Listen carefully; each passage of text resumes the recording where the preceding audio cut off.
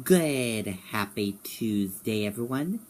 I'm Riley King, and welcome to my news report right here on the Riley King Network.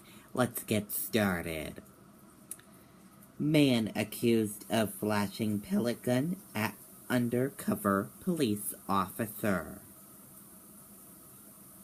A man accused of flashing a pellet gun at an undercover Manchester police detective appeared in court Tuesday. Castro has a long criminal history dating back 2 decades, police said. Investigators said that they don't know why Castro threatened the detective or if he knew the man was a police officer. Police said the detective was patrolling in an unmarked car about 6:15 in the area of Spruce and Union Streets. Two uniformed officers were nearby and witnessed what happened, police said. Castro was arrested and police said they discovered another weapon in a backpack along with drugs.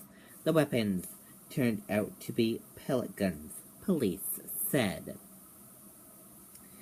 In addition to being charged with being a felony to possession of a deadly weapon and a felony criminal threatening, Castro was charged with possession of narcotics with intent to sell and a misdemeanor marijuana charge.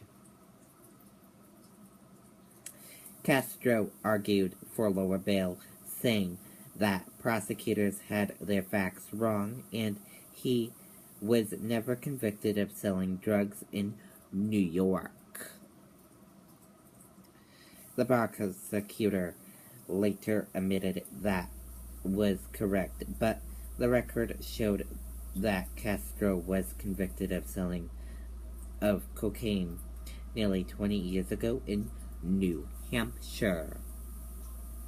Although the weapons turned out to be pellet guns, police said it was still a very dangerous situation. Castro's bail was set at $100,000 cash or seniority. He is scheduled to be back in court August 29th for a probable cause hearing. And that does it for my news report right here on the Riley King Network. Have a great rest of your Tuesday. Goodbye, everyone.